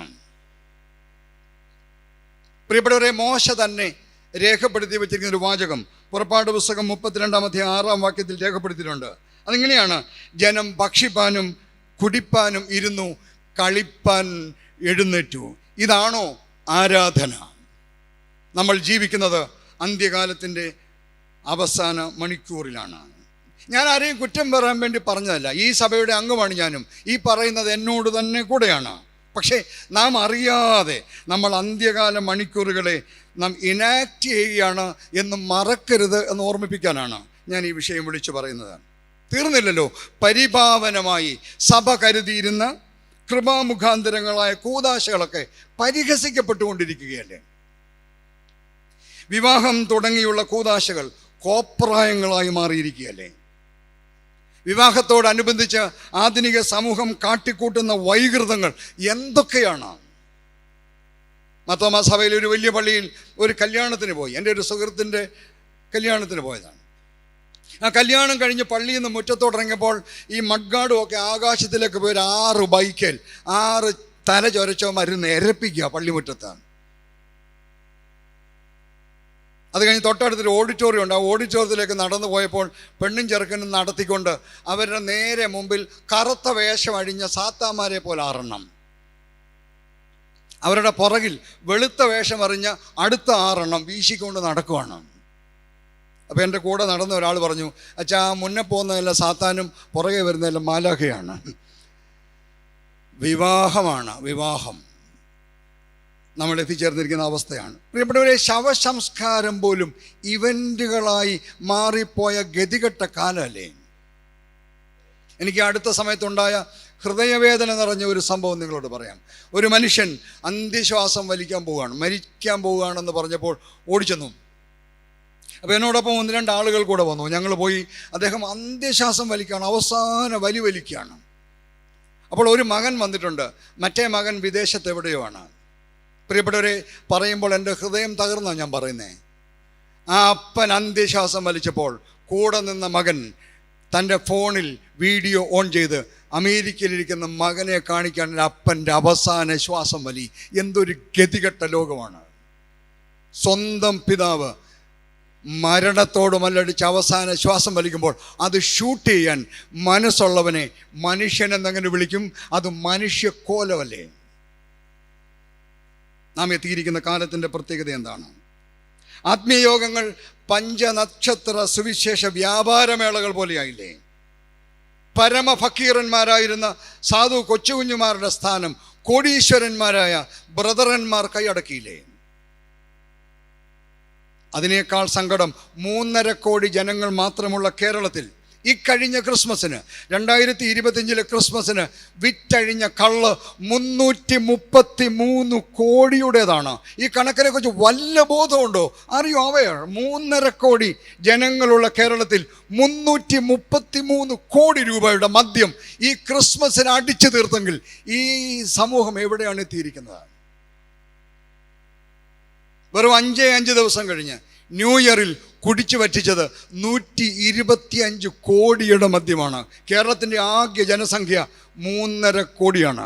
ക്രിസ്മസിന് അടിച്ചു തീർത്തത് 333 കോടിയാണ്. വല്ല ബോധമുണ്ടോ? എല്ലാം പ്ലഷർ മാഡ് വേൾഡാണ്. We are living in the last hour of the last days. തീർന്നില്ല ദൃശ്യമാധ്യമങ്ങളും സാമൂഹ്യ മാധ്യമങ്ങളും. പ്രിയപ്പെട്ടവരെ, 3.5 കോടി ജനങ്ങൾ മാത്രമുള്ള കേരളത്തിൽ ഒരു സിനിമ 100 കോടി, 150 കോടി, 200 കോടിയാണ് കളക്ട് ചെയ്യുന്നത്. എന്താ അതിൻ്റെ അർത്ഥം? ഉല്ലാസഭ്രാന്ത് ബാധിച്ച ഒരു സമൂഹത്തിലാണ് നാം ജീവിക്കുന്നത്. അബദ്ധസഞ്ചാരത്തിൻ്റെ കഥകൾ മാത്രം പറയുന്ന ടി വി സീരിയലുകളോടും അനുബന്ധ പരിപാടികളോടും ഉള്ള ഭ്രാന്ത്. എന്താണ് അവയുടെയൊക്കെ ഉള്ളടക്കം? വൈകൃതങ്ങൾക്ക് അഡിക്റ്റായിപ്പോയ ഒരു സമൂഹമാണ് ആധുനിക സമൂഹം. കൂടാതെ ഇൻ്റർനെറ്റ് ഭ്രാന്ത്, ഫേസ്ബുക്ക് ഭ്രാന്ത്, വാട്സാപ്പ് ഭ്രാന്ത്, ഇൻസ്റ്റാഗ്രാം ഭ്രാന്ത് തുടങ്ങി ഒരുപാട് ഭ്രാന്തുകൾ. ഈ ഭ്രാന്ത ലോകത്തിലാണ് നമ്മൾ ജീവിക്കുന്നത്. നൂറ്റാണ്ടുകൾക്ക് മുമ്പ് ഒരാൾ വിളിച്ചു കേരളം ഭ്രാന്താലയമാണ് എന്ന്. അത് നമ്മുടെ മുമ്പിൽ നമ്മൾ കണ്ടുകൊണ്ടിരിക്കുകയാണ്. ഇവിടെയൊക്കെ അതിപ്രസരം കാരണം ഒരു തലമുറയുടെ ജീവിതത്തിന് ദൈവവും ദൈവികതയും പടിയിറങ്ങിപ്പോയി.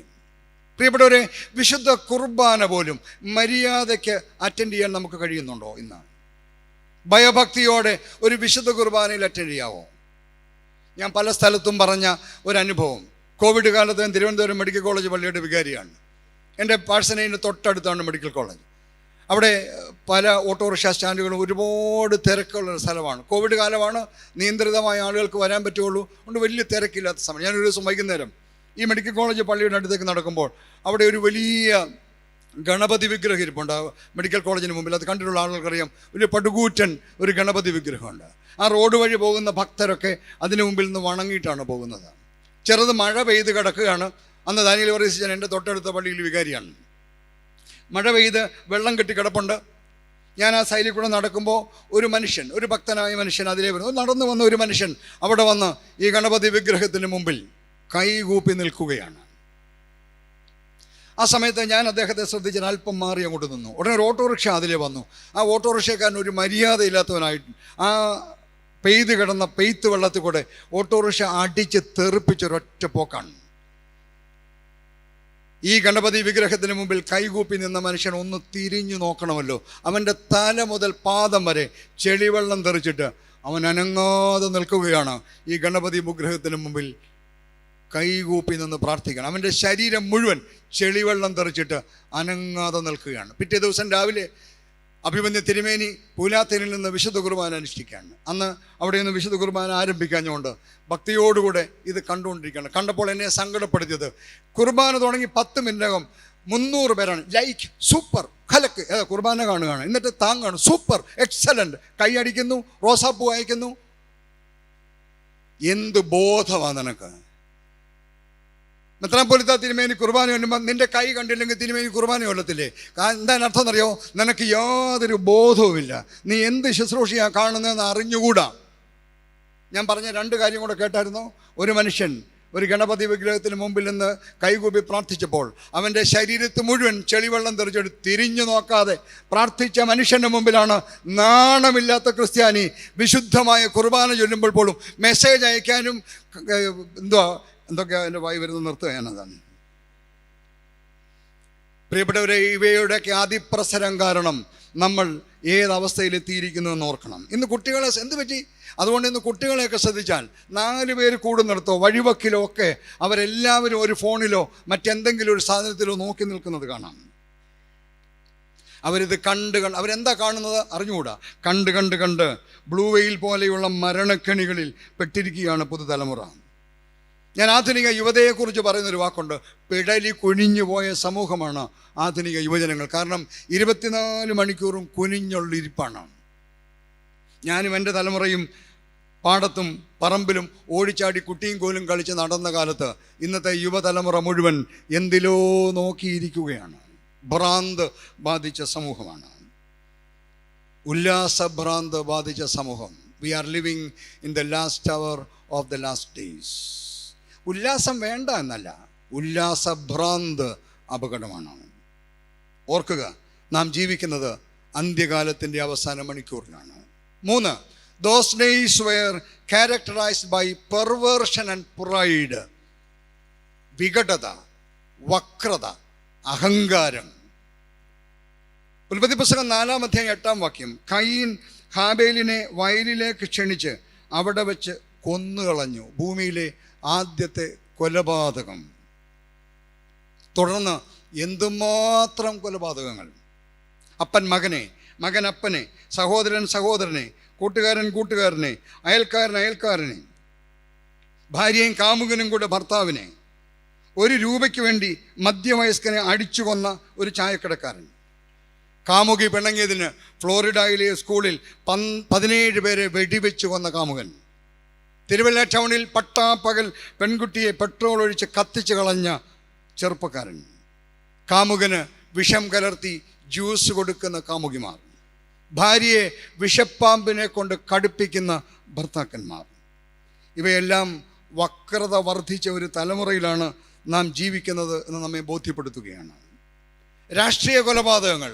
കേരളത്തെ ഞെട്ടിച്ച 51 വയസ്സുള്ളവനെ 51 വെട്ടിക്കുന്ന നരാധമന്മാരുടെ നാടാണ് നാം ജീവിക്കുന്ന നാട്. 30കാരൻ്റെ മുട്ടിനടിയിൽ 37 വെട്ടിക്കൊന്ന സംസ്ഥാനത്താണ് ജീവിക്കുന്നത്. എണ്ണമറ്റ രാഷ്ട്രീയ കൊലപാതകങ്ങൾ കാരണം എത്ര കുടുംബങ്ങളാണ് അനാഥമായിക്കൊണ്ടിരിക്കുന്നത്. മനുഷ്യർക്ക് എങ്ങനെയാണ് ഇങ്ങനെയൊക്കെ ചെയ്യാൻ കഴിയുക? ഒരു മനുഷ്യനെ 51 വെട്ടിക്കൊല്ലാൻ ഒരു മനുഷ്യന് കഴിയുമോ? കഴിയും. കാരണം അവർ മനുഷ്യരല്ല, മനുഷ്യക്കോലങ്ങളാണ്, ആത്മാവില്ലാത്ത മനുഷ്യക്കോലങ്ങളാണ്. അടുത്തത് വികടതയാണ്. 4:19, ലാമെക്ക് 2 ഭാര്യമാരെ എടുത്തു. ഉൽപ്പത്തി പുസ്തകം 2-ാം അധ്യായം 18 മുതലുള്ള വാക്യങ്ങളിൽ നാം വായിക്കുന്നത് പോലെ ആദിയിൽ ദൈവം സംവിധാനം ചെയ്ത ആശീർവദിയ കുടുംബ സംവിധാനത്തെ ആദ്യമായി തകിടം മറിച്ച മനുഷ്യനാണ്. കാനഡയിൽ കഴിഞ്ഞ മാസം 2 പേരെ അറസ്റ്റ് ചെയ്തു. എൻ്റെ പത്രവാർത്ത എൻ്റെ ഇരിപ്പുണ്ട്. ജെയിംസ് മാരിയോൺ എന്ന് പറയുന്നൊരു മനുഷ്യനെ അറസ്റ്റ് ചെയ്തത് അദ്ദേഹത്തിന് 5 ഭാര്യമാരുണ്ട് എന്ന കാരണം കൊണ്ടാണ്. വിൻസ്റ്റൺ ബ്ലാക്ക്മോർ എന്ന് പറയുന്ന മനുഷ്യനെ അറസ്റ്റ് ചെയ്തു. 25 ഭാര്യമാരും 146 കുഞ്ഞുങ്ങളും. ആധുനിക ലോകത്തെ ജീവിതമാണ്. എന്തൊരു വികടതയാണ് നാം ജീവിക്കുന്ന ലോകത്തിൻ്റെ പ്രത്യേകത. ഇനിയുള്ളത് അരുതാത്ത ബന്ധങ്ങളാണ്.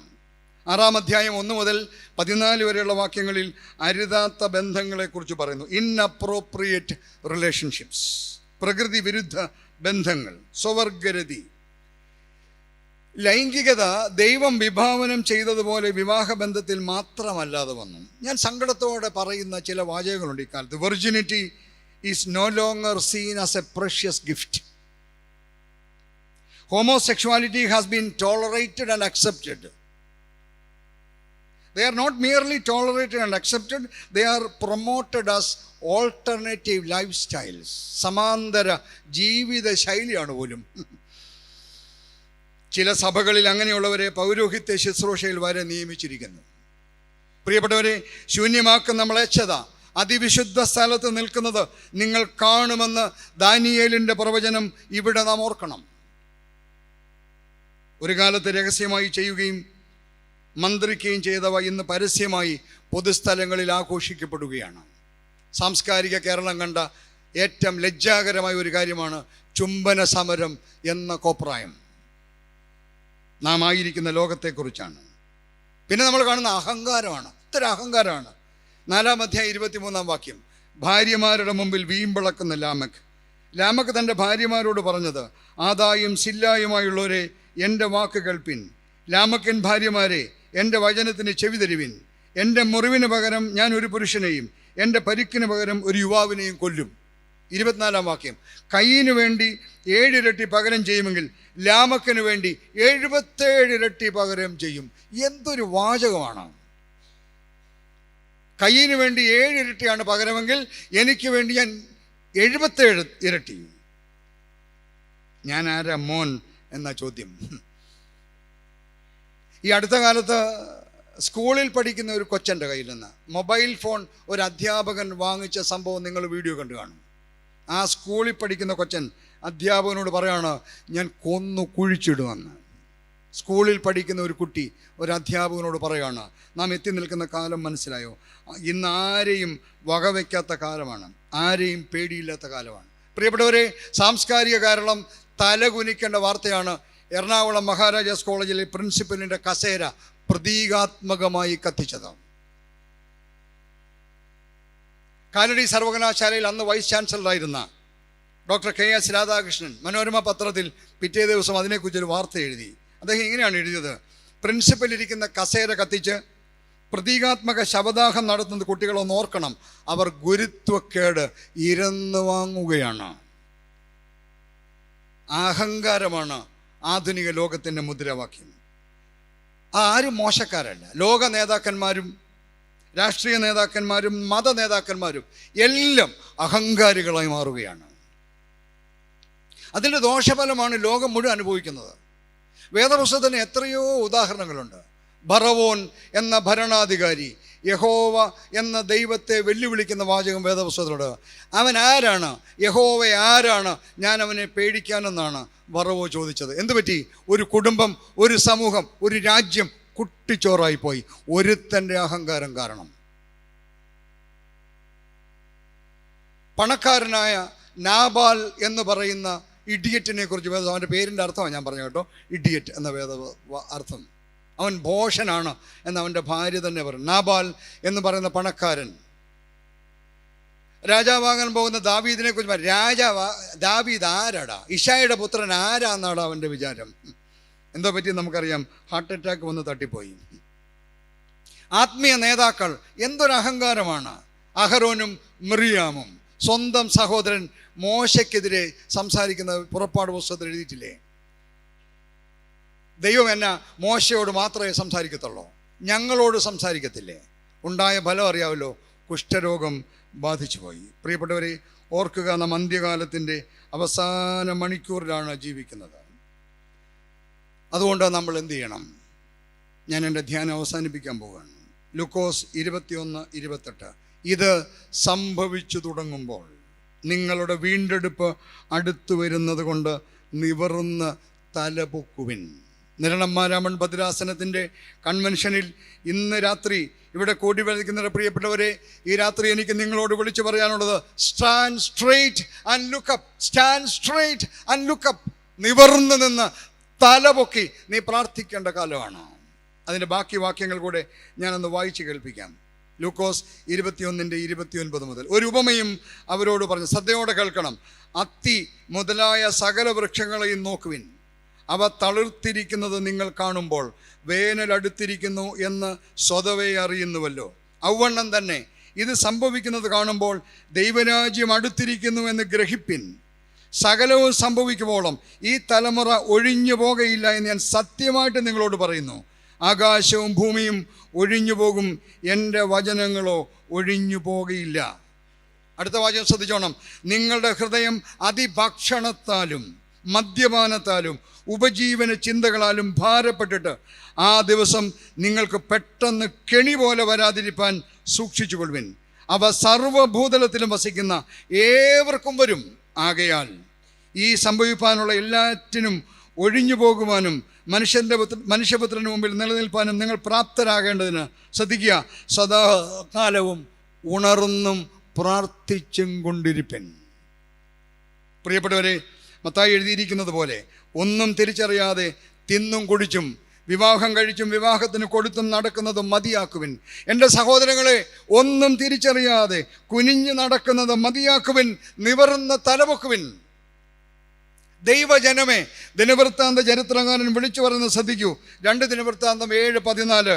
എൻ്റെ നാമം വിളിക്കപ്പെട്ടിരിക്കുന്ന എൻ്റെ ജനം തങ്ങളെ തന്നെ താഴ്ത്തി പ്രാർത്ഥിച്ച് എൻ്റെ മുഖം അന്വേഷിച്ച് തങ്ങളുടെ ദുർമാർഗങ്ങളെ വിട്ടുതിരിയുമെങ്കിൽ ഞാൻ സ്വർഗത്തിൽ നിന്ന് കേട്ട് അവരുടെ പാപം ക്ഷമിച്ച് അവരുടെ ദേശത്തിന് സൗഖ്യം വരുത്തി കൊടുക്കും. ഒരു കാര്യം ഓർക്കണം, നോഹയുടെ കാലത്ത് ദൈവം താൻ സൃഷ്ടിച്ച ഭൂമിയെ തകർത്ത് കളഞ്ഞു. അത് വീണ്ടും സംഭവിക്കാൻ പോകുന്നു. അതിനു മുമ്പ് യഹോവ ഒരു കാര്യം ചെയ്തു. ഉൽപ്പത്തി 7:17. യഹോവ പെട്ടകത്തിൻ്റെ വാതിൽ അടച്ചു കളഞ്ഞു. The door of salvation will not be opened forever or for always. It will be closed very soon.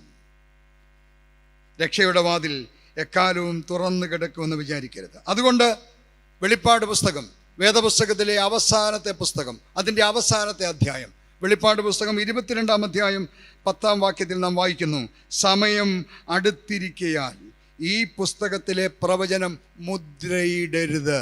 Don't close this prophecy എന്ന് പരിശുദ്ധാത്മാവ് പറയുകയാണ്. അതിൻ്റെ അർത്ഥം എന്നറിയാമോ? ഇനി ക്ലോസ് ചെയ്യാൻ ടൈമില്ല. The time is here, right here. അതുകൊണ്ട് ഈ പ്രവചനത്തിന് മുദ്രയിടരുത്. എന്നിട്ട് ഇൻഡിഫറൻ്റായ മനുഷ്യ കോലങ്ങളോട് പറയുകയാണ്. വെളിപ്പാട് 22:11. അനീതി ചെയ്യുന്നവൻ ഇനി അനീതി ചെയ്യട്ടെ, അഴുക്കുള്ളവൻ ഇനിയും അഴുക്കാടട്ടെ. ദൈവമക്കളോട് പറയാണ്, നീതിമാൻ ഇനിയും നീതി ചെയ്യട്ടെ, വിശുദ്ധൻ ഇനിയും തന്നെ തന്നെ വിശുദ്ധീകരിക്കട്ടെ. ഇതാ ഞാൻ വേഗം വരുന്നു. യേശു കർത്താവിൻ്റെ അവസാന യെരുശലേം യാത്രയിൽ യെരുശലേമിനെ സമീപിച്ചു കഴിഞ്ഞപ്പോൾ യേശു കർത്താവ് യെരുശലേമിനെ നോക്കി വിലപിക്കുന്ന ഒരു രംഗം വിശുദ്ധ ലൂക്കോസ് 19 എഴുതിയിട്ടുണ്ട്. യേശു പറയുകയാണ്, യെരുശലേമേ, ഈ നാളുകളിൽ നിന്റെ സമാധാനത്തിനുള്ളത് നീ അറിഞ്ഞുവെങ്കിൽ കൊള്ളായിരുന്നു. ഇപ്പോഴോ അത് നിന്റെ കണ്ണിന് മറഞ്ഞിരിക്കുന്നു. Because you are not aware. പ്രിയപ്പെട്ടവരെ, ഞാൻ അവസാനിപ്പിക്കുകയാണ്. നിരണമാരാമൺ ഭദ്രാസനത്തിൻ്റെ 2026 വാർഷിക കൺവെൻഷൻ്റെ ആദ്യ രാത്രി ഈ ദേവാലയത്തിൽ തടിച്ചുകൂടിയിരിക്കുന്ന ജനത്തോട് ഞാൻ വിളിച്ചു പറയുന്നു, കുനിഞ്ഞ് നടക്കുന്നത് മതിയാക്കുവിൻ, നിവർന്ന് തലപൊക്കുവിൻ. മാർത്തോമാ സഭയെ, കുനിഞ്ഞ് നടക്കുന്നത് മതിയാക്കുവിൻ, നിവർന്ന് തലപൊക്കുവിൻ. നിരണമാരാമൺ ഭദ്രാസനമേ, ഇനിയെങ്കിലും കുനിഞ്ഞ് നടക്കുന്നത് മതിയാക്കുവിൻ, നിവർന്ന് തലപൊക്കുവിൻ. Stand straight and look up. വൈദിക സമൂഹമേ, ഇനിയും കുനിഞ്ഞ് നടക്കുന്നത് മതിയാക്കുവിൻ, നിവർന്ന് തലപൊക്കുവിൻ. വിശ്വാസ ജനമേ, ഇനിയും കുനിഞ്ഞ് നടക്കുന്നത് മതിയാക്കുവിൻ, നിവർന്ന് തലപൊക്കുവിൻ. ഈ നാളുകളിൽ നിന്റെ സമാധാനത്തിനുള്ളത് നീ അറിഞ്ഞുവെങ്കിൽ കൊള്ളായിരുന്നു. We are living in the last hour of the last days. ദൈവം തമ്പുരാൻ നമ്മെ എല്ലാവരെയും അനുഗ്രഹിക്കട്ടെ. അവസരം തന്ന തിരുമേനിയോടും സംഘാടകരോടും എൻ്റെ നന്ദി അറിയിക്കുന്നു. ദൈവം നമ്മോട് സംസാരിച്ചുവെങ്കിൽ ഒരു മാനസാന്തരത്തിന് തയ്യാറാവൂ. God bless you. Thank you very much.